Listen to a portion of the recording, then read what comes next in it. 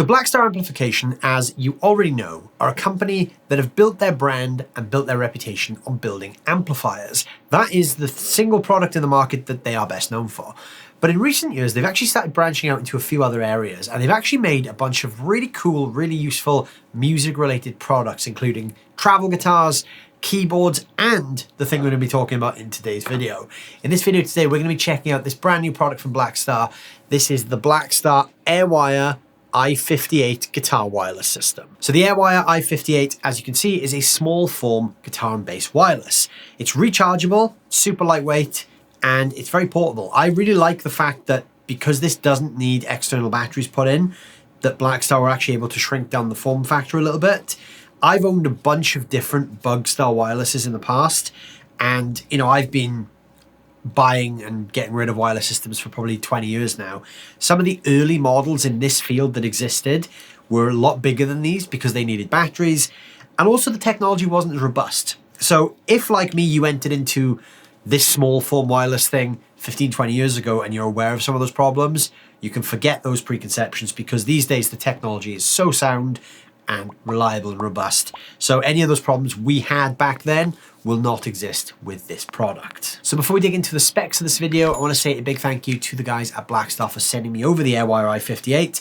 I've actually been road testing this. I normally tour with a rack mounted wireless with belt packs. And what I have noticed in using the i58 live is that actually there's not really any difference in functionality.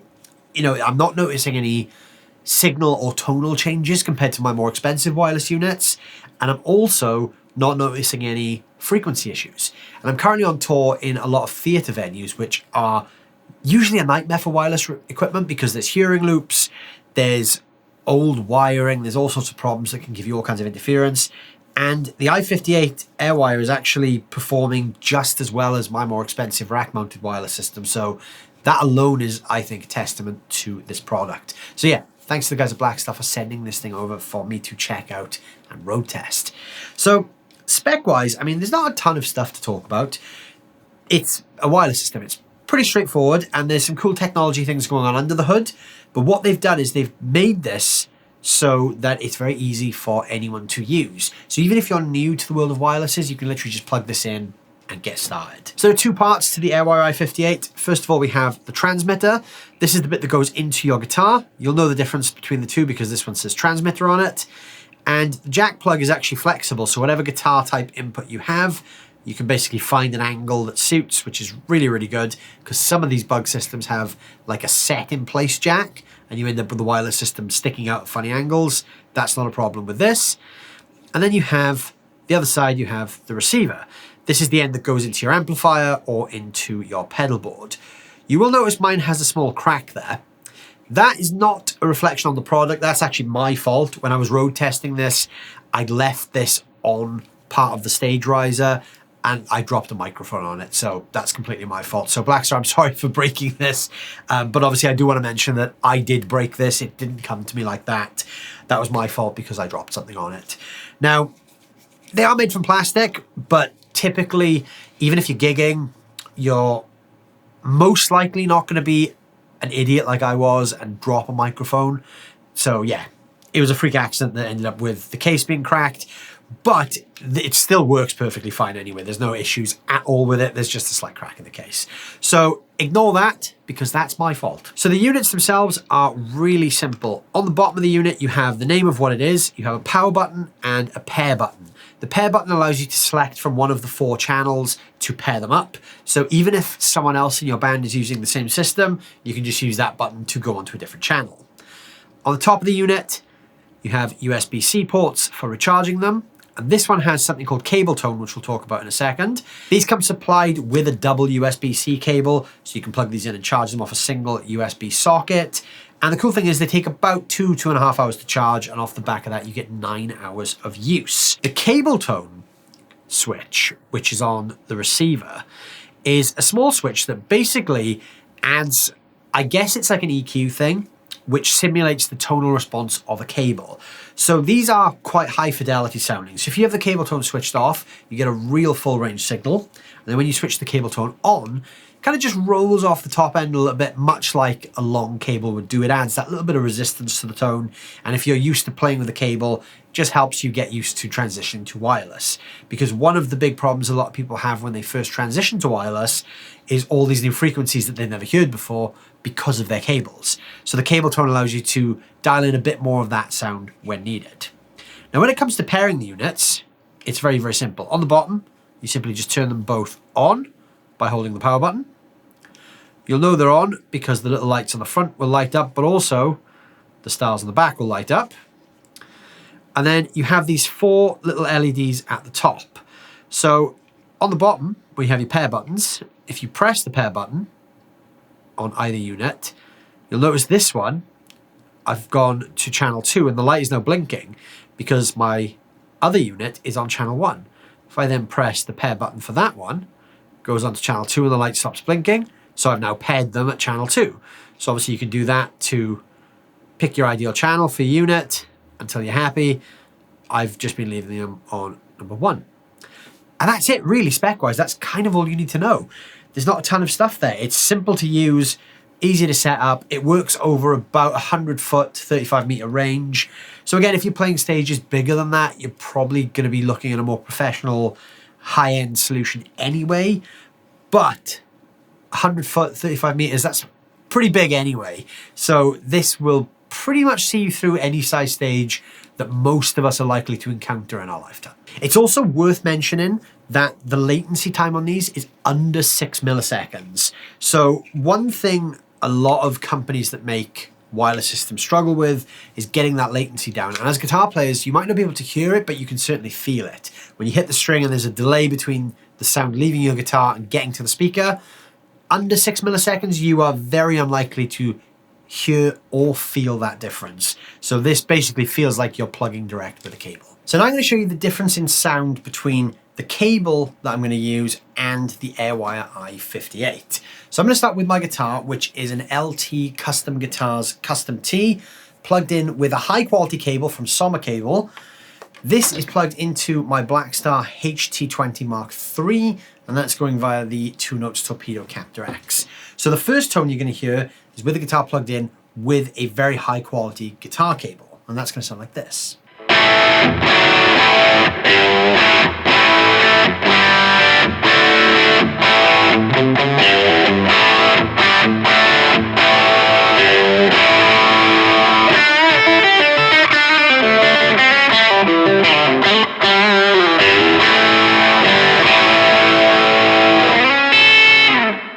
So that's the cable tone. I'm now taking the cable out of the guitar, putting in the transmitter. So that's going to go into the guitar. And as I mentioned, these are flexible, so obviously I can just bend that to suit the shape of the guitar. And I'm going to turn that on, and that's going to stay on channel 1. My receiver now, I'm going to power that on, and I'm going to come over to my amp. This is also on channel 1. That's going straight into the input. And currently, the cable tone is switched off. So this is just the wireless operating in full frequency mode straight into the front of the amp.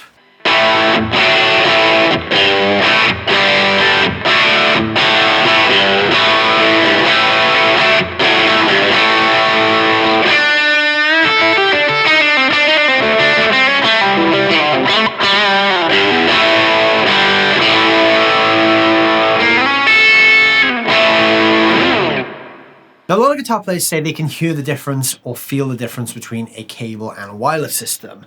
Now, my impressions of this in the room are that using the wireless gives a bit more top end to my ears. I can hear a little bit more sparkle than I could with a cable. Not a huge amount, but there's a little additional presence there.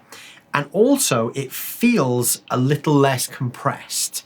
To me, it feels a bit more open, which may be a desirable feature, or it may not be. But that's where the next feature comes in use, which is the cable tone. So I'm going to turn that on now, which illuminates the little cable tone light on the unit. And now I'm going to play again with the cable tone on. So this should actually give you a slight reduction in high end.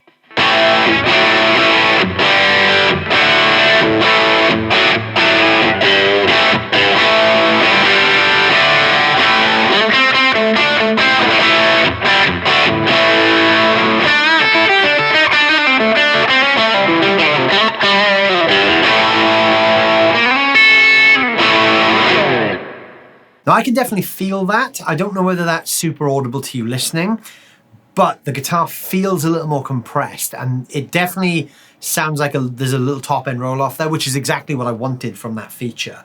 That to me puts me back to the tone I had at the start of the video with the actual cable, which really is the best result for a wireless system when you can use it and it doesn't sound like a wireless system. That's kind of the idea that Blackstar have gone for here, which I really like. And that's how I'm using it in my own setup.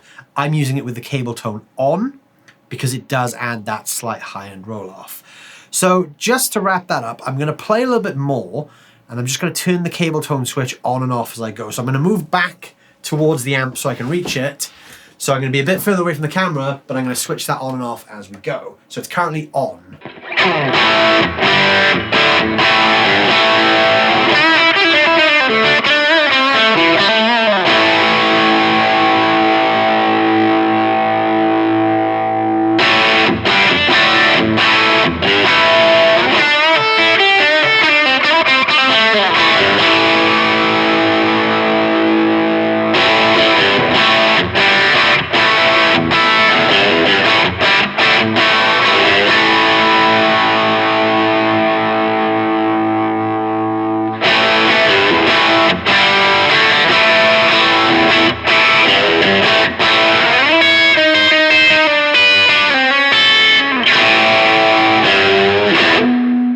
So hopefully you can hear some of the same results that I have there, which is the cable tone on just gives you that little high-end roll-off.